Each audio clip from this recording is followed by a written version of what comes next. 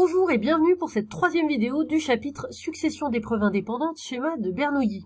Dans cette vidéo, nous entamons la dernière partie du chapitre, le grand 3, la loi binomiale. Donc tout d'abord, nous allons définir cette loi binomiale qu'on appelle aussi loi du nombre de succès. On est dans la continuité de ce qu'on a vu dans les vidéos précédentes puisqu'on considère un schéma de Bernoulli de paramètres n et p. Cela signifie que nous avons une épreuve de Bernoulli donc qui a deux issues possibles, un succès, un échec. Le succès a pour probabilité petit p et donc l'échec a probabilité 1 moins p puisque la somme des probabilités vaut 1. Et cette épreuve de Bernoulli, on la répète n fois de manière indépendante, avec donc toujours probabilité petit p 1 moins p. Voilà, c'est notre schéma de Bernoulli de paramètres n et p. Et maintenant, on appelle grand X la variable aléatoire qui compte le nombre de succès obtenus au cours de toutes ces épreuves. Donc je répète, X compte le nombre de succès. Donc par exemple, si on prend cette branche-là tout en haut qui n'a que des succès, eh bien X sera égal à n, puisque on aura un succès à chaque épreuve et il y a n épreuves. Par contre, si on prend la branche tout en bas qui n'a que des échecs, X sera égal à 0. Et puis évidemment, de façon intermédiaire, on aura X qui prend toutes les valeurs possibles entre 0 et n, puisqu'on peut avoir 0 succès, 1 succès, 2 succès, etc. jusqu'à n succès. Alors dans ce cas, la loi de probabilité suivie par la variable x s'appelle la loi binomiale de paramètres n et p.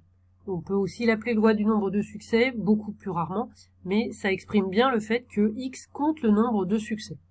Cette loi elle se note ainsi, un b ronde np, et on peut dire aussi donc que x suit la loi binomiale de paramètres n et p. Reprenons l'exemple de la vidéo précédente. Il s'agissait de lancer un dé, et on appelle succès le fait d'obtenir un 6, et échec, le fait de ne pas obtenir un 6. Donc, on a une chance sur 6, donc la probabilité c'est 1 sur 6, d'avoir le succès, et 5 sur 6, d'avoir les échecs. Et on répète 3 fois le lancer de dés. Ici, la variable x compte le nombre de succès, c'est-à-dire finalement le nombre de 6 obtenus au cours des 3 lancers. X peut prendre comme valeur 0 si on n'a jamais 6 parmi les 3 lancers, donc c'est en suivant ces branches ici. X peut aussi prendre comme valeur 1 si on a un 6 et ensuite pas de 6. Par exemple, ici, un 6 et pas de 6. Peut aussi valoir 1 quand on a un échec au début, ensuite un 6 et ensuite un échec. Il y a plusieurs possibilités, il y en a encore d'autres. X peut encore prendre comme valeur 2. On peut avoir 2 6 parmi les 3 lancés, ou 3. Là, ça correspond à ces branches ici. Propriété fondamentale pour cette loi binomiale. Donc X, qui est une variable aléatoire qui suit la loi binomiale de paramètres n et p. Alors, on peut calculer la probabilité que x soit égal à k, avec k qui est compris entre 0 et n. C'est égal à la formule suivante, c'est-à-dire k parmi n, p puissance k, 1 moins p puissance n moins k. Pour bien comprendre cette formule, nous allons tout de suite regarder ce que ça donne sur notre exemple du lancer de dés quand on considère le succès obtenir 6 et on lance ce dé 3 fois de suite. Donc c'est l'arbre ici que nous avons déjà vu. Je rappelle que x est la variable aléatoire qui compte le nombre de succès, donc ici le nombre de 6. X peut prendre comme valeur 0, 1, 2 ou 3. Nous allons étudier la probabilité pour chaque valeur possible de x. Nous commençons donc ici avec x égale à 0. X égale à 0, puisqu'on compte le nombre de succès, ça veut dire qu'on a eu 0 succès, c'est-à-dire que des échecs. Alors dans l'arbre, que des échecs, eh bien il y a un seul chemin possible, ça veut dire échec ici, échec, échec. Donc à chaque fois, la probabilité 5/6. Donc c'est ce que j'ai écrit là. La probabilité d'avoir 0 succès, c'est d'avoir échec, échec, échec. Et donc, la probabilité 5/6 fois 5/6 fois 5/6, on multiplie les probabilités rencontrées sur les branches. Ce qui fait ce résultat, 5/6 puissance 3, c'est à peu près égal à 0,579. Là, je viens de faire le calcul directement dans l'arbre sans m'occuper de la formule. Maintenant, je vais regarder avec la formule qu'on vient de voir, cette formule avec k parmi n, etc. Dans cet exemple, n vaut 3 puisqu'on répète 3 fois l'expérience de lancer le dé. K vaut 0 puisqu'on calcule P de x égale à 0, c'est P de x égale K.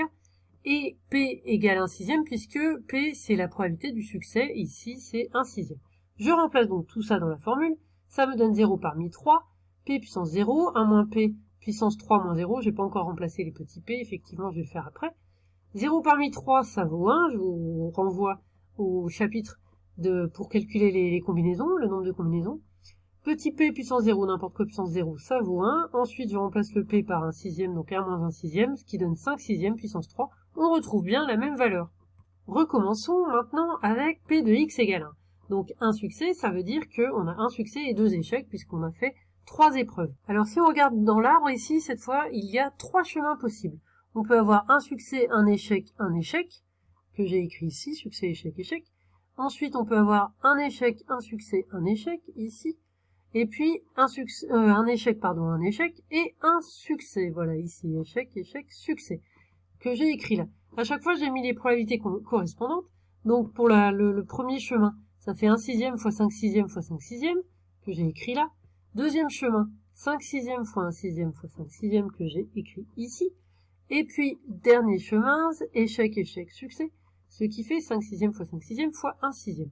Donc là, j'ai écrit tous les calculs. Vous pouvez voir que les trois produits ici, en fait, ce sont les mêmes. Pas dans le même ordre, mais au final, c'est la même chose, puisque multiplié dans un sens ou dans l'autre, c'est pareil. Donc finalement, on peut dire qu'on a 3 fois le même produit, c'est-à-dire 3 fois 1 sixième fois 5 sixièmes au carré. Ce que j'ai mis là, et donc là, j'ai mis la valeur approchée. Et maintenant, comparons ce que ça donne avec la formule. Pas de suspense, hein, ça va marcher, la formule, elle est correcte, mais c'est bien de s'en rendre compte par soi-même. Donc, toujours même formule. Ici, n vaut toujours 3, p vaut toujours 1 sixième. C'est juste k qui a changé puisqu'on calcule p de x égale 1. p de x égale k. Donc, on remplace tout ça. Ça fait 1 parmi 3, p puissance 1, moins p puissance 3 moins 1. Donc, 1 parmi 3, ça fait 3. Ensuite, p puissance 1, du coup, ça fait 1 sixième puissance 1, donc 1 sixième. Et puis 1 moins 1 sixième ici, puissance 3 moins 1, c'est-à-dire puissance 2.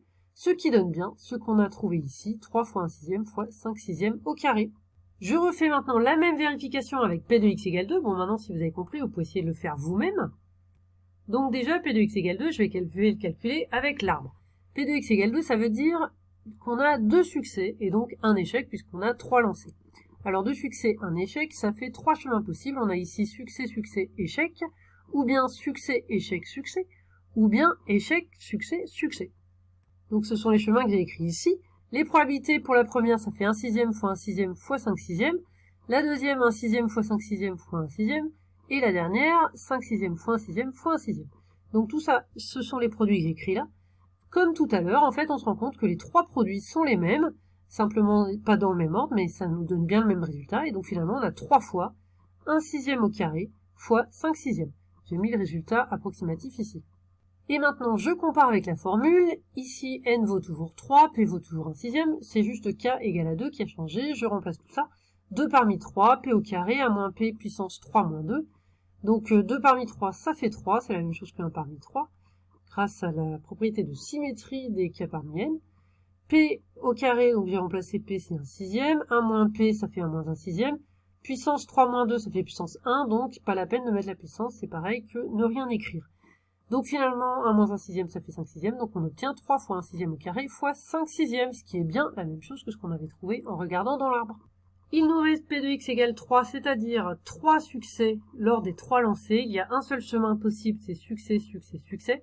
Probabilité 1 sixième fois 1 sixième fois 1 sixième, donc 1 sixième au cube qui fait à peu près 0,005. Et enfin, nous regardons avec la formule et nous vérifions que nous retrouvons bien le même résultat. N égale toujours 3, p égale toujours 1 sixième. K égale à 3, on remplace tout ça, ça fait 3 parmi 3, ce qui vaut 1. P au cube, ce qui fait 1 sixième au cube, et puis 1 moins P, puissance 3 moins 3, puissance 0, ça donne 1. Donc finalement, on a 1 sixième au cube, ce qui est bien le résultat qu'on avait trouvé. Pour finir sur cet exemple, on peut donner la loi de la variable x sous forme d'un tableau qui récapitule toutes les probabilités possibles. Donc première ligne tout d'abord, toutes les valeurs possibles prises par la variable x, et deuxième ligne, les probabilités correspondantes.